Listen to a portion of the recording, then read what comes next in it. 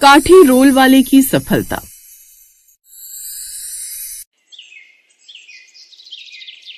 गौरीपुर नाम का एक गांव था। उस गांव में रचना अपने बेटे सूरज के साथ एक छोटे से घर में रहती थी। वो बाजार में ठेले पर सब्जी पराठे बनाकर बेचती थी, जिससे वो अपना घर चलाती थी। लेकिन उसके बेटे सूरज को अपनी माँ का ठेले पर सब्जी पराठा बेचना बिल्कुल पसंद नहीं था। एक दिन सूरज खुद से कहता है, माँ आज भी पहले की तरह सब्जी पराठे बेचने में लगी हुई है, लेकिन आजकल लोगों को कितना कुछ स्वादिष्ट खाने को मिल जाता है, जैसे कि वेज रोल या काठी रोल। आज जब शाम को माँ घर आएगी तो मैं उनको साफ साफ बोल दूंगा कि वो अब से ये सब्जी पराठे का ठेला लगाना बंद कर दें और अब सिर्फ वेज रोल या काठी रोल ही बनाकर बेचा करें।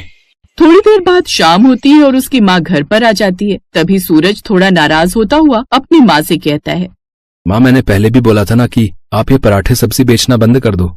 लेकिन बेटा इसमें बुराई क्या है? माँ बुराई नहीं है, पर आप थोड़ा हटकर भी तो बेच सकती हैं, जो लोगों को पसंद हो। बेटा मैं इतने समय से यही बेच रही हूँ, जिससे लोगों का पेट भी भर जाता है। फिर इसकी जगह और क्या बेचना शुरू करूँ? और काम शुरू करने के लिए पैसे भी तो होने चाहिए। नहीं माँ, आप इन्हीं पैसों में वेज रोल और काठी रोल बेच सकती हैं, जो आजकल लोगों को बहुत पसंद है। बेटा मुझे ये काठी रोल बनाने नहीं आते हैं, और ये सब चीज तो बड़े बड़े रेस्टोरेंट पर ही मिलती है। नहीं माँ, आप गलत सोच रही हैं। अगर आप भी काठी रोल बनाकर बेचना शुरू कर दोगी तो लोग आपके पास भी आकर खाना शुरू कर देंगे। लेकिन ये रोल बनते कैसे हैं? अरे माँ, इसको बनाना कोई बड़ी बात नहीं है। आपको बस एक मैदे का लच्छेदार पराठा बनाना है और उसके अंदर चटनी, सॉस और कुछ सब्जियां भरकर रोल बना देना है। लोगों को ये खाने में बहुत अच्छा लगता है। अगले दिन से रचना अपने बेटे की बात मानकर काठी रोल का ठेला लगा लेती है और वो सूरज की बात को ध्यान में रखते हुए एक रोल तैयार करती है, जिसे देखकर रचना के पास एक ग्राहक आता है। जरा मुझे काठी रोल देना। रचना उस ग्राहक को काठी रोल बनाकर देती है और जैसे ही ग्राहक उस रोल को खाता है, अरे तुम्हारे काठी रोल कुछ खास नहीं है, इससे अच्छा तो रोल नंदू की दुकान पर मिलता है।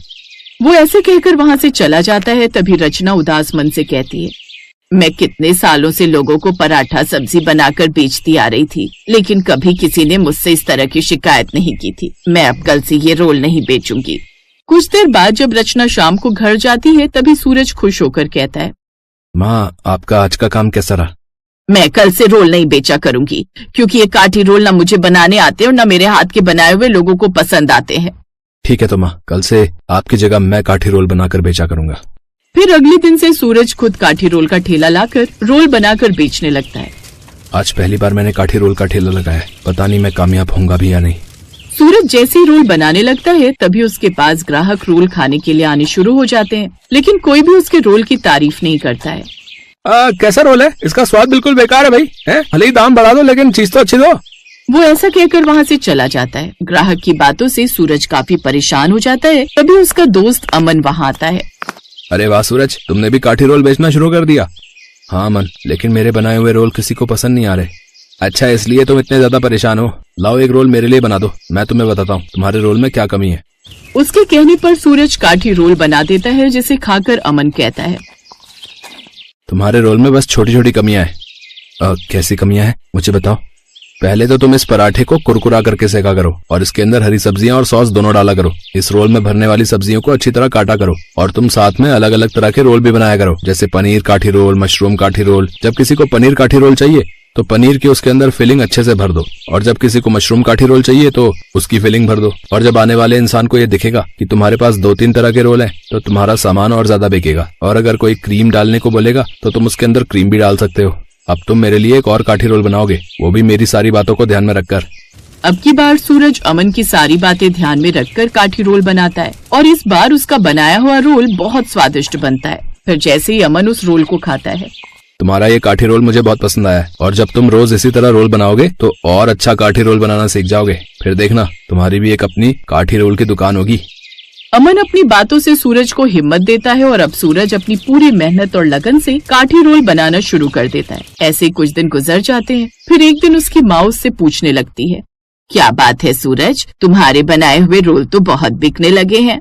हाँ माँ, पहले तो लोगों को मेरे बनाए हुए काठी रोल पसंद नहीं आ रहे थे। फिर मुझे अमन ने काठी रोल बनाने का सही तरीका बताया, जिसके बाद मैंने कई तरह के अलग अलग रोल बेचना शुरू कर दिया, और अब मेरे पास बहुत ग्राहक आते हैं। उन्हें मेरे काठी रोल का स्वाद भी बहुत पसंद आता है। बस माँ, मैं अब बहुत जल्दी अपनी काठी रोल की दुकान खोल लूंगा।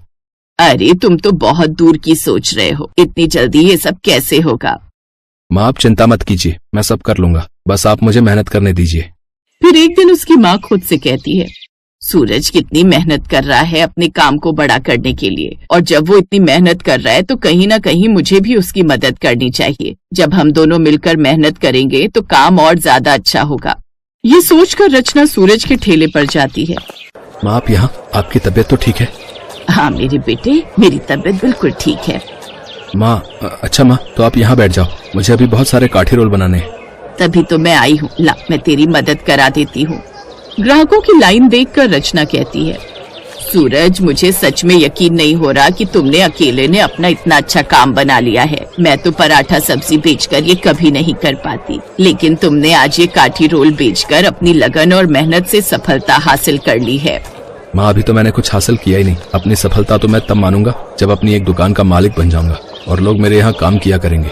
ऐसे ही थोड़ा टाइम बीत जाता है। फिर कुछ ही समय में सूरज अपनी एक दुकान का मालिक बन जाता है और आसपास सभी जगह सूरज के काठी रोल का नाम मशहूर हो जाता है। इस तरह सूरज अपनी सफलता हासिल कर लेता है और अब दोनों माँ बेटा खुशी खुशी रहने लगते हैं।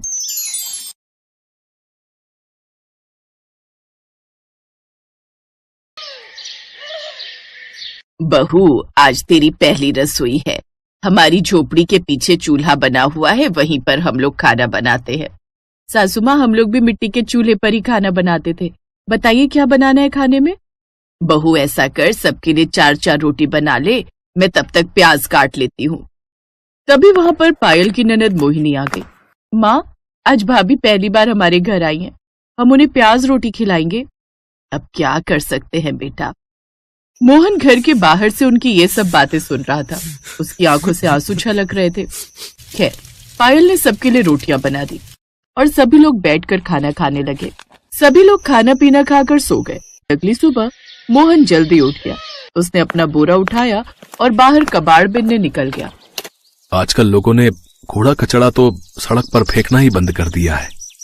तभी मोहन को एक कूड़ादान दिखाई दिया। लगता है ऊपर वाले ने मेरी सुन ली। सारा कबाड़ मुझे उस डस्टबिन के अंदर मिल जाएगा, जिसमें खाने का ढेर सारा सामान पड़ा हुआ था। अरे वाह, इसमें तो ढेर सारे पराठे, मटर पनीर और चावल भी हैं। ये खाना भले ही जूठा हो, लेकिन खाने में तो सही ही है, अभी खराब भी नहीं हुआ है। मोहन ने सारा खाना बटोर कर अपने पास रख लिया और फिर से अपने काम पर लग गया। धीरे धीरे शाम होने लगी। शाम को पायल की ननद ने उससे कहा, भाभी आज रविवार का दिन है और हमारे गांव में रविवार को बाजार लगती है, चलिए मैं आपको घुमा लाती हूँ। हाँ मोहिनी, मैं भी तुमसे यही कहने वाली थी। पायल और मोहिनी बाजार घूमने निकल गए।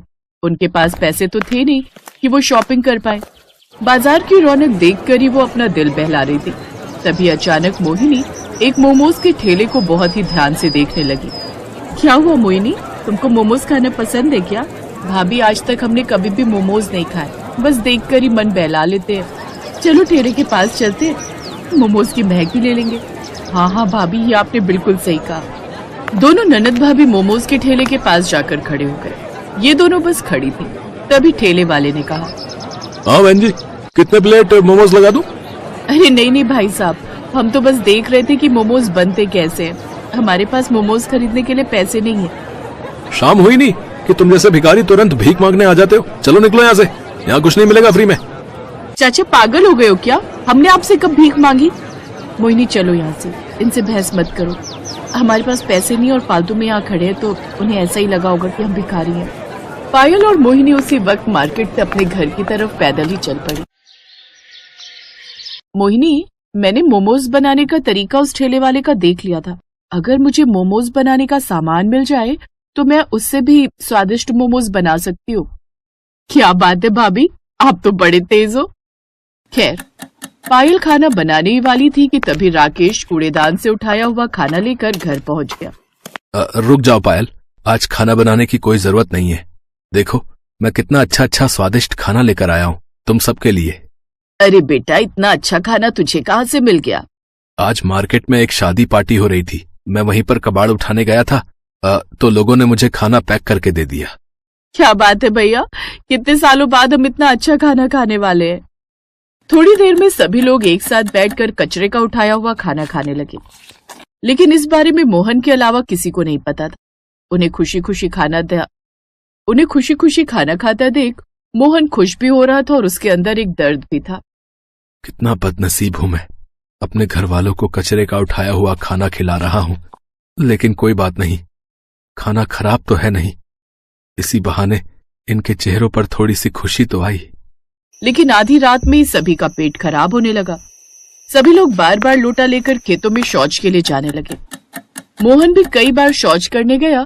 तभी उसकी सास ने कहा, मोहन बेटा, ये कैसा खाना लेकर आया था तू? हम सबका पेट खराब हो गया। इससे पहले कि मोहन उनकी बात का कोई जवाब दे पाता, पायल बीच में बोल पड़ी, सासू माँ, इसमें मोहन जी की कोई गलती नहीं है। इतना अच्छा खाना हमने कई सालों से खाया नहीं था, तो शायद इसीलिए हम पचा नहीं पाए। ये बात सुनकर मोहन को थोड़ा रिलैक्स महसूस हुआ। तभी उसकी सास ने कहा, हमारे पास डॉक्टर से दवा लेने के लिए पैसे तो है नहीं। ऐसा करो, गर्म पानी में थोड़ी सी लौंग, थोड़ा सा काला नमक डालकर पी लो सब लोग, पेट सही हो जाएगा। ये दादी माँ का नुस्खा है। सभी लोगों ने वैसा ही किया और सुबह तक सबका पेट ठीक भी हो गया। मोहन काम पर जाने वाला था कि तभी उसकी बहन मोहिनी ने उसे रोक लिया। भैया, हम सबको ना मोमोज खाने का बहुत मन कर रहा है। भाभी का भी बहुत मन है मोमोज खाने का।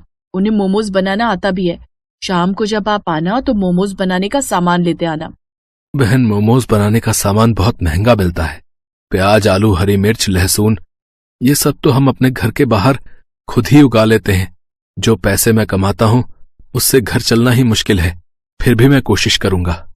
कोशिश नहीं, लेकर आना भैया। एक बहन होकर मैं आपसे जिद भी नहीं कर सकती क्या? मोहन उसी वक्त अपने आंसुओं को छुपाते हुए काम पर निकल गया और सड़कों पर कूड़ा बिनने लगा। घूमते घूमते वो बहुत दूर निकल गया, फिर भी उसे कोई कबाड़ नहीं मिला। कितना बदनसीब भाई हूं मैं, अपनी बहन की एक छोटी सी ख्वाहिश भी पूरी न कर सका। घर पहुंचते ही मोहिनी ने उससे कहा, भैया, भाई अपनी बहन के लिए ना जाने क्या क्या कर देता है और आप एक छोटा सा काम नहीं कर पाए। मोहन की पत्नी पायल थोड़ी समझदार थी। वो अपने पति के दर्द को थोड़ा थोड़ा महसूस भी कर सकती थी।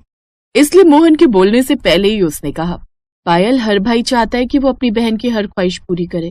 अपने भाई से इस तरह जिद नहीं करते। लेकिन भाभी, मैं तो सिर्फ मोमोज खाना चाहती हूँ। कौन सा राजमहल मांग लिया मैंने? तुम मोमोज खाना चाहती हो ना? आज रात में तुम सबके लिए मोमोज ही बनाऊंगी। लेकिन बहू, हमारे पास तो मोमोज बनाने का सामान ही नहीं है। सासू माँ, हमारे पास आटा है, नमक है, तेल है, आग जलाने के लिए लकड़ियां है, खाना बनाने के लिए मिट्टी का चूल्हा भी है। हमने अपने घर के बाहर हरी मिर्च, आलू, प्याज, लहसुन ये सब उगाई रखा है। ये सब मिलाकर मैं इतने अच्छे मोमोज बनाऊंगी ना कि आप लोग उंगलियां चाटते रह जाएंगे। क्या बात है भाभी, मुझे आप पर पूरा भरोसा है कि आप सबसे अनोखे मोमोज जरूर बना लोगी। उसी वक्त मोहिनी और पायल घर के बाहर गई। सारी सब्जियां लेकर अपने रसोई घर में आ गई। मोहिनी, तुम जल्दी से आटा गूंथ लो, तब तक मैं मोमोज के लिए सब्जी तैयार करती हूँ। मोहिनी आटा गूंथने लगी और पायल सारी सब्जियां फ्राई करने के बाद उसकी महक बहुत अच्छी लगने लगी। भाभी, सब्जी की महक तो कमाल की आ रही है। तो इस तरह उन्होंने ढेर सारे फ्राइड मोमोज बना लिए जो सिर्फ आटा और घरेलू हरी सब्जियों से बने थे। भाभी, आपने तो चमत्कार कर दिया। मोहिनी और पायल ने मिलकर सभी के लिए मोमोज परोस दिए। उसकी सास और मोहन सब साथ बैठकर मोमोज खाने लगे। मोमोज आज मैंने अपनी जिंदगी में पहली बार खाया है, लेकिन फिर भी मैं शर्त लगाकर कह सकती हूँ कि इतना स्वादिष्ट मोमोज बड़े से बड़े होटल में भी नहीं मिलेगा। हाँ पायल, तुम दोनों ने तो कमाल कर दिया। अगर इसका स्वाद इतना ही अच्छा है तो क्यों ना हम घर के बाहर सब्जी वाले देसी मोमोज बेचे। अगले दिन से पायल और मोहिनी घर के अंदर देसी मोमोज बनाने लगी। लोगों को उन मोमोज का स्वाद सबसे अलग और स्वादिष्ट लगा। तो इस तरह अब मोहन ने कबाड़ बिनने का काम बंद कर दिया और सब